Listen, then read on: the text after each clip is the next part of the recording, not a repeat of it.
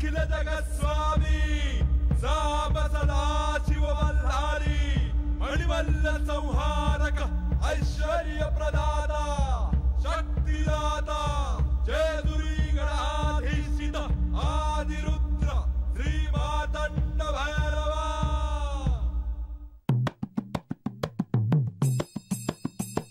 जय देव जय देव जय देव जय देव जय देव जय शिव मार्तंडा।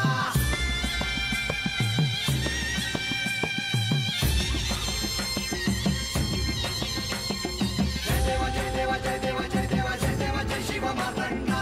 हरिवर्धन मल्हारी तुझी प्रचंडा। अगडदुम नगारा सोन्याची जेजुरी देव गेले जेजुरा निळा घोडा।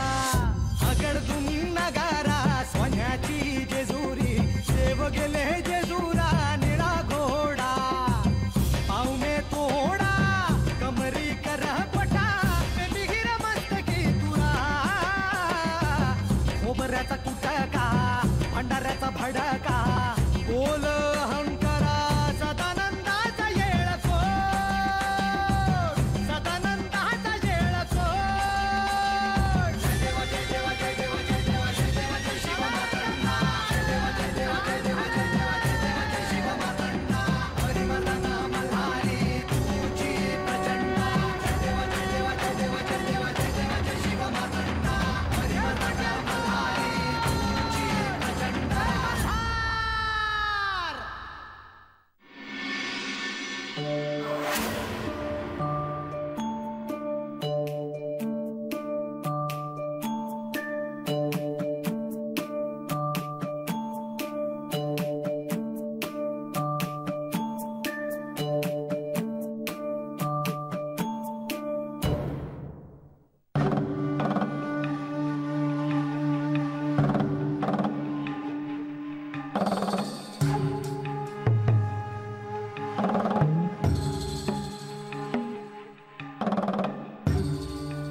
प्रधानजी, नारद मुनींकडून अजूनही कोणतीही वार्ता आली नाहीये। देवा, म्हाळसा देवींना समजावणं हे सोपं कार्य नव्हे हे तुम्ही देखील जाणता। त्यांना समजावण्यासाठी नारद मुनींना काय प्रयत्न करावे लागत असतील याची नुसती कल्पनाच केलेली बरी। होय प्रधानजी, पण जोपर्यंत नारद मुनींकडून कोणतीही वार्ता येत नाही तोपर्यंत पुढे काय करायचे हे ठरवता येणार नाही। होय, जर म्हाळसा देवी बाणाईला गडावर येऊ देण्यासाठी आणि पर्यायाने गडावर होणाऱ्या आख्यानासाठी जर सिद्ध झाल्या नाहीत तर काय करावं ह्याचा विचार करावा लागेल। आणि सध्या परिस्थितीत मला तरी दुसरा कोणता मार्ग दिसत नाही। परमनियतीच्या मनात जे असेल तेच घडेल। देवा, मला असं वाटतंय की नारद मुनी त्यांचं कार्य करतायत। म्हाळसा देवींचा बाणाईला गडावर आणण्यासाठी होकार मिळावा यासाठी ते तत्पर असणारच। परंतु ह्या दरम्यान जर आपण बाणाईला भेट दिलीत तर बरं होईल। पण प्रधानजी, म्हाळसेने अजून होकार दिलेला नाहीये। हो, मला ठाऊक आहे, परंतु देवा, गडावर एवढं सगळं घडतंय आणि त्याची बाणाईला कल्पना देखील नाही। नारद मुनींनी त्यांना आख्यानाबद्दल सांगितलं असेल, परंतु गडावर एवढं सगळं घडत असल्यामुळे हे सगळं कशासाठी घडतंय असा प्रश्न बाणाईला पडला असणारच। आणि त्यामुळे ती नक्कीच अस्वस्थ झाली असणार। होय, ते तर स्वाभाविकच आहे। गडावर निदान म्हाळसेला माझ्याशी तिच्या मनातलं बोलता येतं, तुमच्याशी लक्ष्मी देवींशी त्याबद्दल बोलता येतं। पण बानूचे काय? बानूच्या मनातल्या प्रश्नांची उत्तरं केवळ मलाच द्यावी लागतील। म्हणूनच मला असं वाटतं की आपण बाणाईकडे जावं आणि ह्या आख्यानाचं प्रयोजन काय आहे हे तिला समजावून सांगावं। अखेर तिला देखील गडावर येण्यासाठी सिद्ध करावं लागेल। ती सहजासहजी गडावर येण्यासाठी होकार देणार नाही. प्रधानजी, म्हाळसा आणि बानूला गडावर येण्यासाठी सिद्ध करणे अनिवार्य आहे. आख्यान कुठे आहे हे महत्वाचे नाही, त्या दोघींना एकत्र आणणे हे मात्र दिव्य आहे. आणि ते दिव्य पार पडेल याची मला खात्री आहे.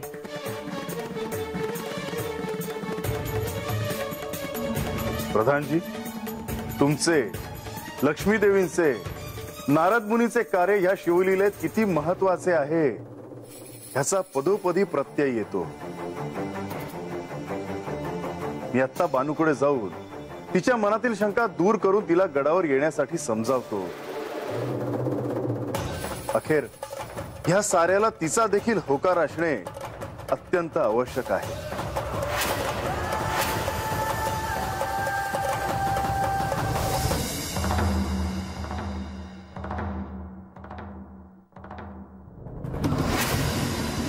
देवी, कसला विचार करता आहात? आम्हा दोघींना मूळ रूपाचे स्मरण होणारच आहे ह्याचा मी आतापर्यंत विचारच केला नव्हता मुनिवर. देवी, या आख्यानाचे प्रयोजन जसे लोकांना मल्हारी चरित्र कळावे असे आहे, तसेच त्या अनुषंगाने तुम्हाला आणि बानूला तुमच्या मूळ रूपाचे स्मरण व्हावे असाही आहे. त्याने काय साध्य होणार आहे? त्यातून आमच्यातली तेढ तर कमी होणार नाही, आणि आमच्यातली तेढ जर कमी होणारच नसेल तर आमच्या मूळ रूपाचे स्मरण हवे कशाला? देवी, अहो परमनियतीच्या मनात काय आहे हे कसे सांगावे? भविष्यात कदाचित या आख्यानाच्या अनुषंगाने तुमचा बानूबद्दलचा आणि बानूचा तुमच्याबद्दलचा राग कमी देखील होईल. ते शक्य नाही. नारायण नारायण. देवी, जशी तुमची इच्छा. पण एक गोष्ट मात्र आहे ज्याबद्दल मला तुम्हाला सतर्क करणे महत्वाचे वाटते. हे आख्यान जरी झाले नाही तरी भविष्यात तुम्हाला आणि बानूला तुमच्या मूळ रूपाचे स्मरण तर होणारच आहे. समजा बानूला तुमच्या आधी स्मरण झाले तर श्री खंडेराय तिला घेऊन अवतार कार्य समाप्त करतील आणि त्यांच्या मूळ स्थानी तिला घेऊन जातील. नाही, मी असे होऊ देणार नाही. म्हणून तर म्हणतो आहे देवी, या आख्यानाला बानूला गडावर येण्याची अनुमती द्यावी. या आख्यानाच्या अनुषंगाने तुम्हाला तुमच्या मूळ रूपाचे स्मरण होण्यास सहाय्य होईल. तुम्ही योग्य बोलता आहात मुनिवर. या आख्यानाला माझी अनुमती आहे. या आख्यानाला आणि पर्यायाने बानूला गडावर येण्यासाठीही. नारायण नारायण.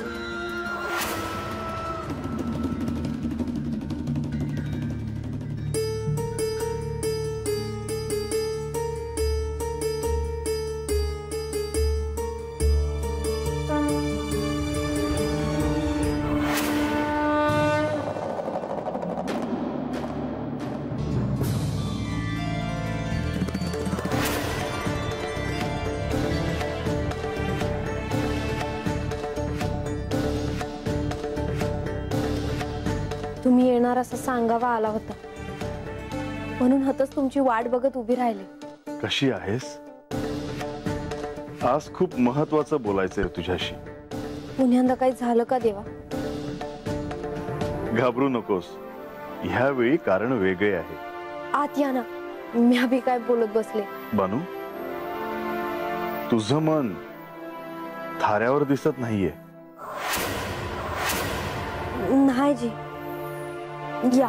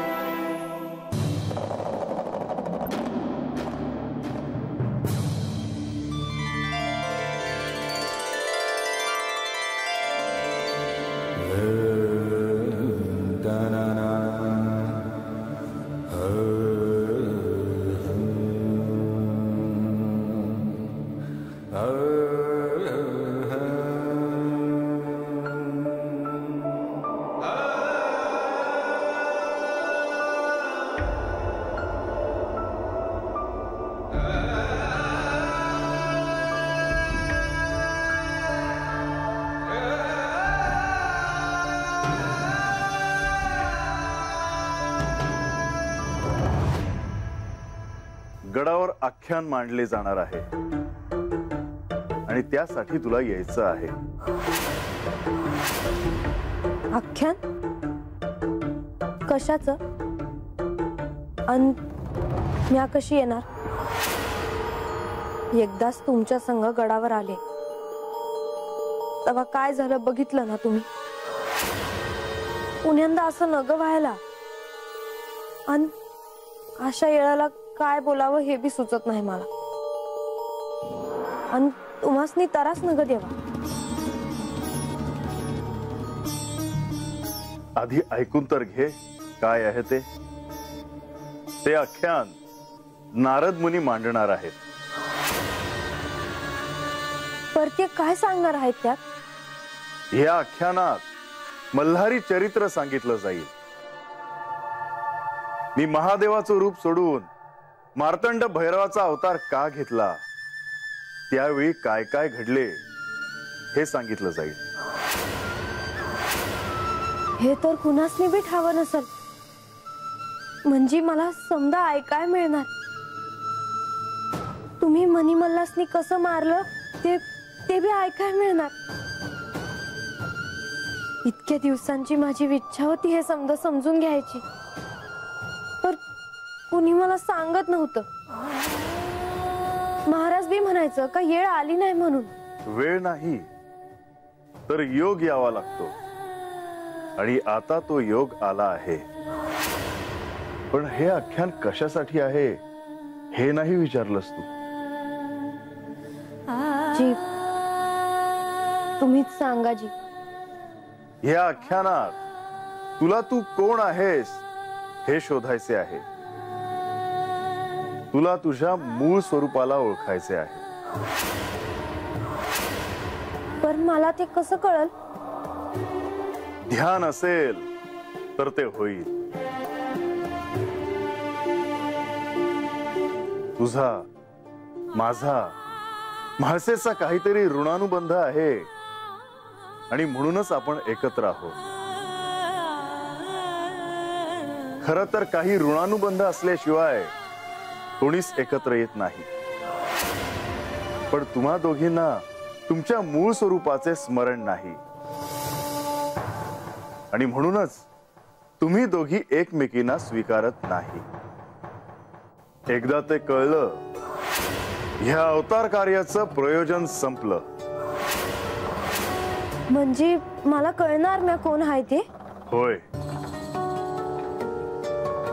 म्हाळसा आणि बानू तुम्ही दोघी तिथे आहात.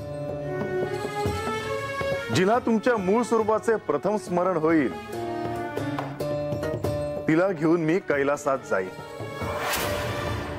आता माझ्यासोबत कोण येणार हे येणारा काळ ठरवेल.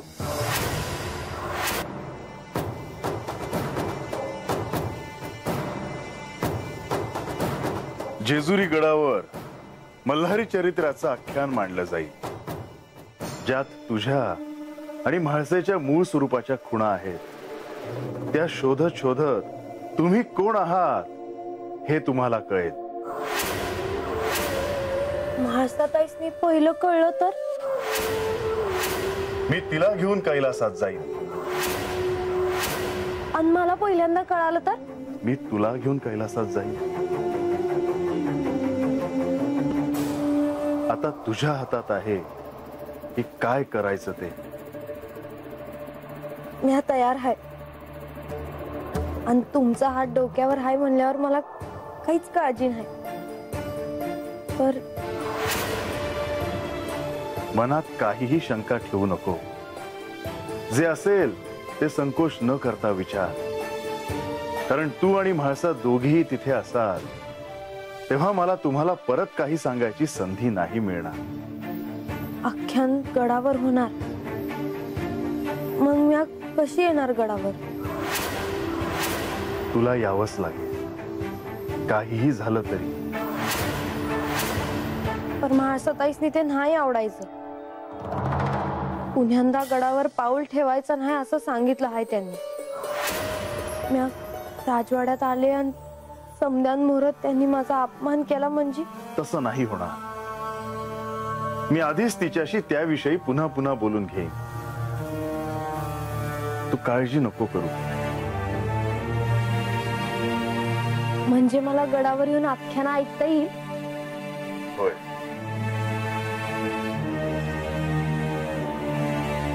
मला तर काय करून काय नका असं झालं आहे. मला महादेवांची गोष्ट ऐकाय मिळणार, तुम्ही हा अवतार कसा घेतला हे ऐकाय मिळणार, आणि त्यात कोण आहे हे बी मला समजणार. ती भाग्य आहे माझं. कम्या स्वतः हे आख्यान ऐकणार, बघणार. तेव्हा तुम्ही हायसा म्हणून हे समजत जुळून येत आहे. पण बानू, हे सहज साध्य नाही. तुला तुझ्या जीवाचे कान करून ते श्रवण करावं लागेल. कधी काय घडेल हे सांगता येत नाही. ध्यान विचलित होऊ न देता जर तू ते श्रवण केलंस तर तुला ज्ञान प्राप्त होईल आणि तुझे इथले कार्य पूर्ण होऊन तू माझ्या सोबत कैलासात येशील. शिवलोकात अनंत काळापर्यंत सुख उपभोगशील. असं सगळ्यांच्याच आयुष्यात नाही घडत.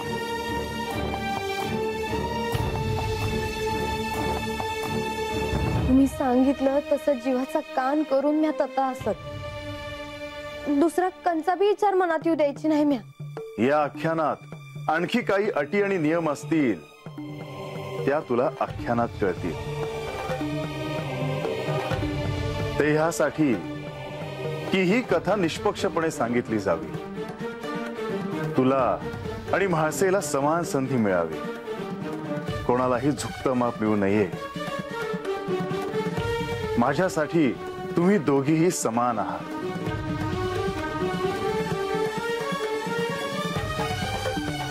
पण मला नाही ओळखता आलं तर? इतक्यात हार स्वीकारलीस? तसं नव्ह. खर तर हा हारण्या जिंकण्याचा खेळ नाही, तर भक्तीच्या मार्गात स्वतःला विसरून स्वतःला शोधण्याचा मार्ग आहे. तेव्हा तू निश्चिंतपणे सामोरी जा.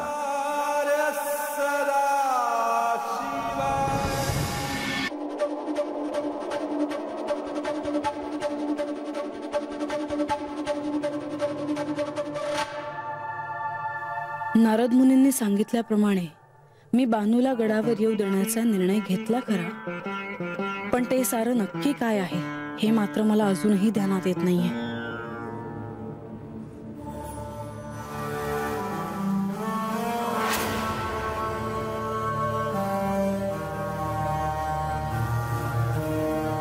तुम्ही या आख्यानासाठी तयार झाला आणि बानूला देखील तुम्ही गडावर येण्याची अनुमती दिली अशी वार्ता मी ऐकली. आनंद झाला. जिचे मला आयुष्यात कधीही जाऊन बघायचे नव्हते त्या बानूला गडावर येण्याची अनुमती मला द्यावी लागली. त्यासाठी मला काय त्रास झाला असेल हे माझे मला ठाऊक. हे करायला मी तयार झाले त्याला कारणही एकच आहे, कारण मला यांच्यासोबत त्यांच्या मूळ स्थानी जायचे आहे.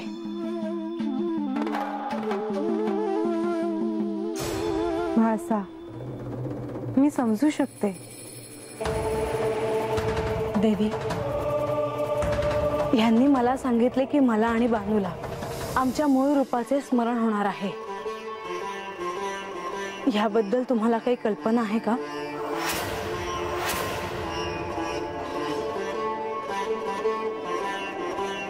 आता मी म्हाळसा देवींना हे कसं सांगू की मला सारं ठाऊक आहे. मला कितीही वाटलं तरीही मला त्यांना हे सांगता येणार नाही.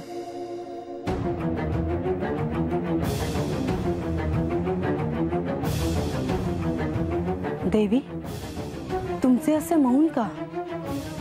म्हाळसा, मला ते तुम्हाला सांगता येणार नाही. तुमच्या मूळ रूपाचं स्मरण तुम्हाला श्री खंडेरायच करून देतील किंवा जेजुरी गडावर होणाऱ्या ह्या आख्यानातून तुम्हाला ते कळेल. पण असे का? ह्यांना तर सारंच ठाऊक आहे. मला काय किंवा बानूला काय हे एकदाच सारं सांगून का नाही टाकत? कारण कदाचित कृतयुगातल्या ह्या शिवलीलेत तो क्षण अजून आला नसावा.